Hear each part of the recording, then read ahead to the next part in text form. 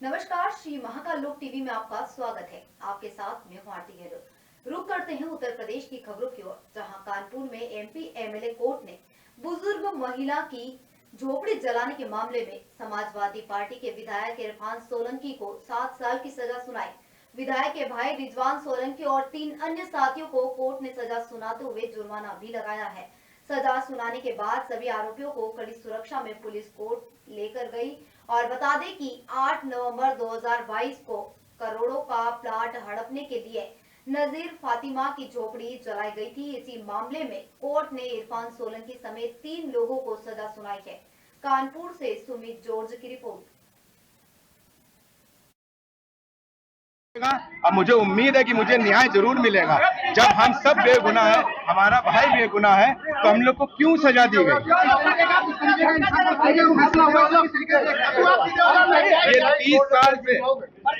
ये 30 साल से समाजवादी पार्टी की सीट रही, हमारे पापा की सीट रही। ये 30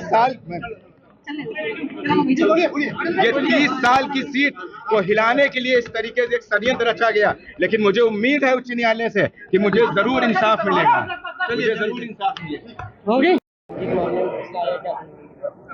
आज विधायक इरफान सोलंकी, उनके भाई रिजवान सोलंकी, शौकत अली, इजराइल आटेवाला और मोहम्मद शरीफ को आगजनी के मामले में, जिसमें 3 जून 2024 को दोषी करार दिया गया था, उसमें मुख्य धारा 436 में अधिकतम जो सर्वाधिक सजा 7 वर्ष का कारावास और 20,000 रुपए का जुर्माना, और जुर्माना न अदा करने की स्थिति में 1 माह का कारावास का आदेश माननीय न्यायालय के द्वारा प्रदान किया गया है।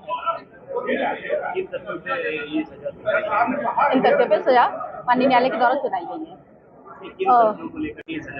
माननीय न्यायालय के द्वारा जिन मुख्य तथ्यों को कहा गया है, वो माननीय न्यायालय ने पत्रावली का पूरा परिशीलन करने के पश्चात में कहा कि जो विधायक इरफान सोलंकी, रिजवान सोलंकी ने अपनी एंटीसिपेटरी बेल और रेगुलर बेल में जिन तथ्यों को कहा था, उससे बिल्कुल अलग हटके उन्होंने अपने ट्रायल में अपने डिफेंस को लेकर आए हैं, जो कि बिल्कुल ही दोनों चीजें बिल्कुल अलग हैं, जिसको लेकर जो है सजा सुनाई गई है। एक्सप्लेनेशन में न्यायालय ने बताया कि जो मुलजिमों ने जमानत और अग्रिम जमानत के समय जो शपथ पत्र वगैरह दिए थे, जो एप्लीकेशनें दी थी, उनमें जो बातें कही थी उनको मैंने आधार बनाया। मुझे साक्ष्य में कोई सबूत नहीं मिला। क्रिमिनल जुरिस्प्रूडेंस का जो प्रिंसिपल है वो ये कहता है कि जो एविडेंस ट्रायल के दौरान कोर्ट में आएगी, उस एविडेंस के बेस पे जजमेंट प्रोनाउंस किया जाएगा। प्रोसिक्यूशन ये साबित नहीं कर पाया कि महिला का वहां कब्जा था। प्रोसिक्यूशन ये साबित नहीं कर पाया कि फला आदमी ने देखा। इसके अगेंस्ट हमने ये साबित किया कि महिला किसी और जगह रहती थी। हमने अलीबाई साबित की कि रिजवान लखनऊ में था, इरफान उस दिन पूरे दिन राउंड में था। हमने मोबाइल लोकेशन के साथ ये साबित किया। तो हम जजमेंट से सहमत नहीं हैं। इस जजमेंट के खिलाफ हाईकोर्ट में अपील करेंगे। न्यायालय का जो भी एप्रिसिएशन था उसको चैलेंज करेंगे। आगे का आपका क्या रोल रहेगा? अपील करेंगे इस जजमेंट के खिलाफ हाईकोर्ट में अपील करेंगे। शौकत, इजराइल आटेवाला और शरीफ को 7 वर्ष की अधिकतम सजा सुनाई गई है कठोर कारावास के साथ, और 30,500 रुपए का प्रत्येक को जुर्माना किया गया है। और 30,500 रुपए का जुर्माना अदा नहीं करते हैं तो उनको 3 माह का अधिकतम कठोर कारावास भुगतना पड़ेगा, सरल कारावास। और उस 30,500 में से 40% की राशि आदमी को दी जाएगी उनके पुनरुद्धार के लिए। उनका घर जला था, उनके पास खाने रहने का साधन नहीं है, और ये अधिकतम सजा 7 वर्ष की गई है, जो हम लोग ऑर्डर लेकर विधानसभा भेजेंगे। अगली खबर प्रतापगढ़ जिले के कुंडा क्षेत्र से है, जहां ग्राम प्रधान की गला काट कर हत्या कर दी गई है। सड़क किनारे खड़ी कार के भीतर शव मिलने से इलाके में सनसनी फैल गई। सूचना मिलने पर पहुंची पुलिस ने शव को कब्जे में लेकर पोस्टमार्टम के लिए अस्पताल भेज दिया। मृतक बाबागंज ब्लॉक के हिडवाला जलालपुर गांव का प्रधान कमलेश उर्फ मोमन बताया जा रहा है। हत्या का सुराग नहीं लग पाया। फिलहाल पुलिस ने मामला दर्ज कर जांच शुरू कर दी है।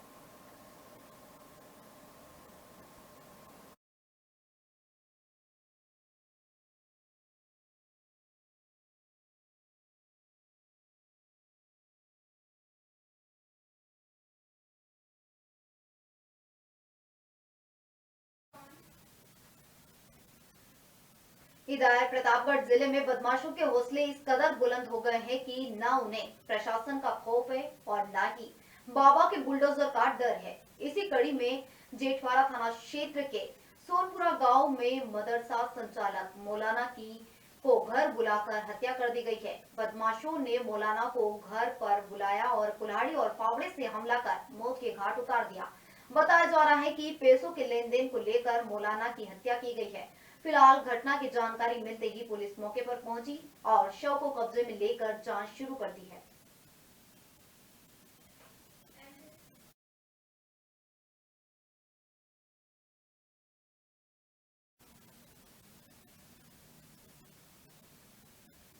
इधर फरुखाबाद जिले के थाना शमशाबाद क्षेत्र में डबल मर्डर से गांव सरैया में सनसनी फैल गई है। बताया जा रहा है कि पिता का शव खेत में मिला, जबकि पुत्र का शव घर के छत पर मिला। पुत्र का गला कटा हुआ था और उसके शरीर पर चोट के कई निशान मिले हैं। वहीं लोगों ने बताया है कि पिता और पुत्र में आपसी विवाद रहता था। घटना की जानकारी मिलते ही पुलिस अधीक्षक भारी पुलिस बल के साथ मौके पर पहुंच गए और दोनों शवों को कब्जे में लेकर पोस्टमार्टम के लिए अस्पताल भेज दिया। फिलहाल पुलिस ने मामला दर्ज कर जांच शुरू कर दी है। फरुखाबाद से सुमित जॉर्ज की रिपोर्ट।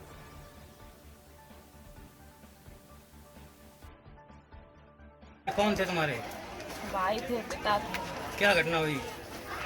लड़ाई झगड़ा हो गई थी आपस में। किससे हो गई थी? भाई पिता दोनों। कब हुआ था? पता नहीं क्या हुआ, कल दिन में हुई थी लड़ाई। रात को खाना खाते सब। किस बात को लेके हुआ तब विवाद? रात में तो अच्छे से लेटे तो लड़ाई झगड़ा तो ऐसे ही करता ही रहता है। हाँ, पैसे क्या शराब वराब पीता था क्या? दारू बहुत पीता था, पूरे दिन दारू पी के हम लोगों को मारता पीटता भी था। अच्छा। हाँ, पिताजी बहुत ही परेशान हो गए थे, हम सभी लोग परेशान हो गए। फिर ये क्या हुआ? कैसे गोली लगी? फिर पता नहीं कैसे, हमने जाने नहीं। हम लोग तो अंदर घर में लेटते हैं, पापा इधर लेटते हैं, भाई ऊपर लेटता था। और सुबह जब हम लोग उठ के आए तब देखा तो सुबह किस टाइम जानकारी मिली आपको? सुबह ऐसा ही कुछ था। तो ये लोग कहाँ पड़े? दोनों लोग एक साथ पड़े थे क्या? नहीं, पिताजी उधर खेत में थे और भाई तो सबके साथ आले। कैसे इनकी मौत हुई? गोली वोली लगने की समझा है क्या? नहीं तो ऐसे तो कोई नहीं लग रही, गोली वोली कुछ नहीं। ठीक है। पिता का जो शव मिला वो आपके पिता ही का है? हाँ, पिताजी। तो सुबह आपको जानकारी मिली?